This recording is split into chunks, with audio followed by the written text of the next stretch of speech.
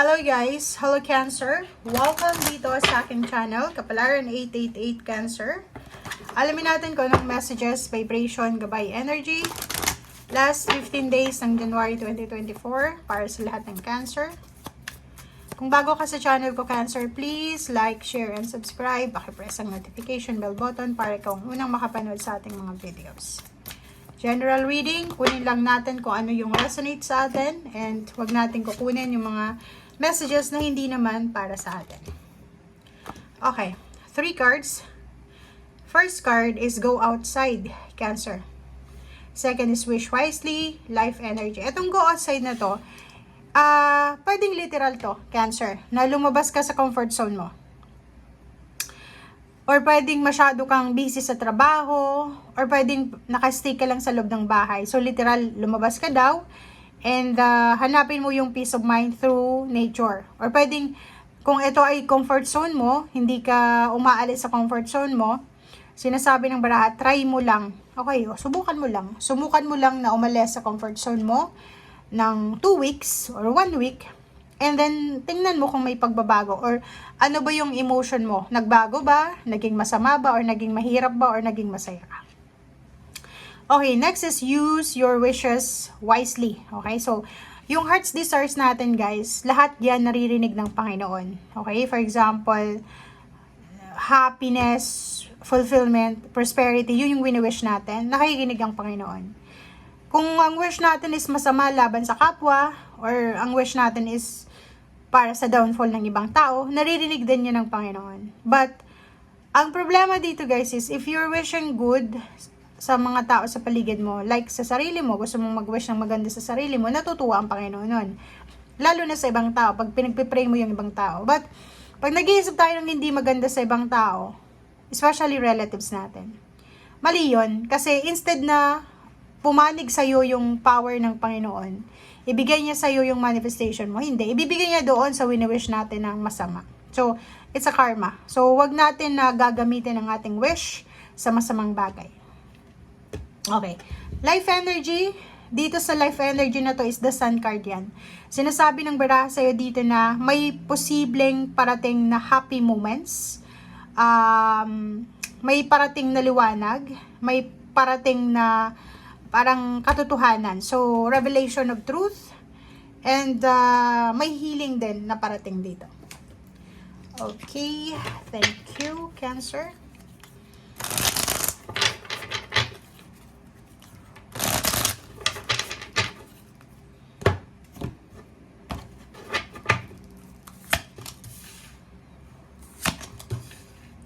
Okay, wow. Knight of Fire.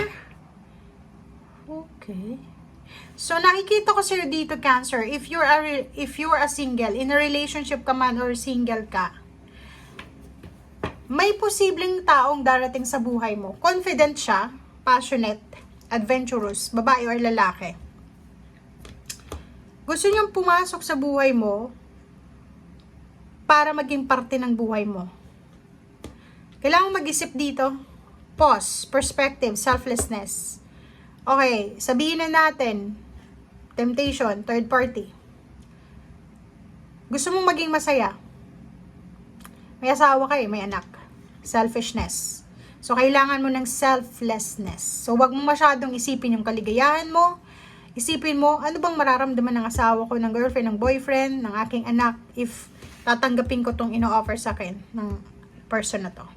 So, if ever man, sa last 2 weeks ng January, may mag-offer sa'yo ng love, and in a relationship ka, ignore, reject it. Okay. Diba? Kung makikita mo dito, yun ang sinasabi ng baraha sa'yo dito. Ten of Air. Ten of Swords. Endings. Kailangan nating tapusin yung mga bagay-bagay na hindi makakatulong sa ating spiritual, emosyonal na buhay. Okay?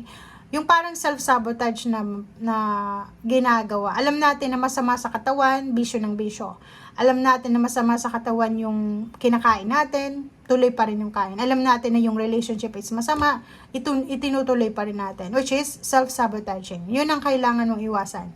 And endings, kailangan mo na daw natapusin yung mga unhealthy relationship, unhealthy habits, mga Kailangan nating moderate bisyo, silosan, away, competition, or anything na pwedeng makaapekto sa'yo sa buong pagkatao mo, tapusin na natin. And kailangan natin ng recovery from pain, heartaches, from jealousy, from envy, from grief, lahat ng klase ng emosyon, kailangan natin ng recovery, okay? And freedom. Kailangan nating makalaya. Cancer sa mga sama ng loob, galit, hinanakit, selos, inggit, or kano pa man, okay? And simulan natin ang bagong buhay. Zero the Dreamer, gamitin natin itong 2024 as new beginnings. Magtiwala ka na nasa tamang direction ka. And kung yung intention mo is pure, ang Panginoon ay ibibigay sa iyo lahat ng manifestation mo. Okay, humingi ka ng tulong sa Panginoon for strength na etong mga pinagdaanan mo for the past few years na pain, heartaches, or anything na negative, ay hindi mo na siya balikan pa. Diba? Number 3, impress. May mga ano dito, new beginnings kasi itong dalawa sa confirmation na kung ano man tong sisimulan mo sa ngayon, matatapos mo to. So, kung ano man tong sisimulan mo, ito ay nagsisimbolize ng abundance and prosperity. So, kung ano man tong sisimulan mo, is either trabaho, good habits, healthy lifestyle, or good relationship, emotional, financial, spiritual, or any kinds ng relationship, ay magdadala to sa ng abundance. So, maraming mga magagandang pangyayari dito. Like, may bagong baby na parating, may bagong trabaho, may bagong friendship, may bagong relationship. So, ang dami-daming pagbabago dito. King of Fire, sinasabi ng Barasay dito na mas lalo ka sa last 2 weeks na to ng January, mas lalo kang magiging inspired, punong-puno ka ng inspiration, determination na matapos kung ano man tong nasimulan mo. Okay?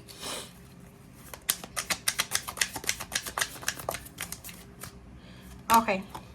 Ace of Water, emotion, oh. Diba? So, sinasabi ng Barasay dito, prioritize peace, prioritize your emotion, prioritize your relationship, and makinig ka sa kung ano yung sinasabi ng puso mo. Iwasan natin yung sobrang grudges. Okay? 5 of Earth, 3 of Water. Diba? Kung makikita mo dito, guys, ang sinasabi ng Barasay dito na posibleng yung problema natin sa pera, problema natin sa trabaho, ay posibleng ma-resolve mo na siya. So, may mga resolution dito, resolution, answers, sa kung ano man tong pinoproblema mo, lalo na sa pera. Okay? Isang financial wish fulfillment ang posibleng matupad. So, for example, may ibibenta ka, like may ibibenta kang ari-arian mo, bahay, lupa, or ano pa man. Or pwedeng sa trabaho mo, yung wini-wish mong trabaho, ay posibleng makuha mo siya. Yung wini-wish mong sweldo, ay posibleng makuha mo siya. So, it's a celebration. Okay?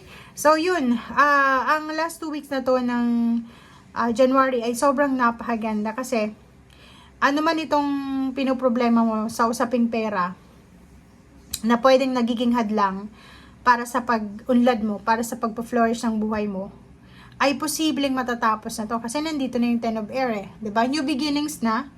Like sa trabaho, for example, magbabago ng rules and regulations sa trabaho. Yung iba din sa inyo dito is magbabago ng lugar. Or pwedeng may magbabago dito ng address, zip code. May babago sila ng buhay, like pagkain, lifestyle, healthy living. Ang dami-dami ditong mga pagbabago na pwedeng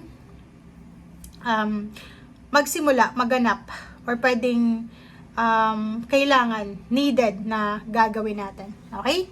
And kung makikita mo dito yung 3 of Water, ang dami-dami mo ditong kailangan na i-celebrate sa iyong buhay. So, kung iniisip mo na, nako, walang nangyayaring maganda sa akin, ganito, ganyan, nagkakamali ka din. Kasi itong 3 of Water is sinasabi na small blessing, still a blessing. Small gift, still a gift. So, kailangan nating maging grateful, maging thankful.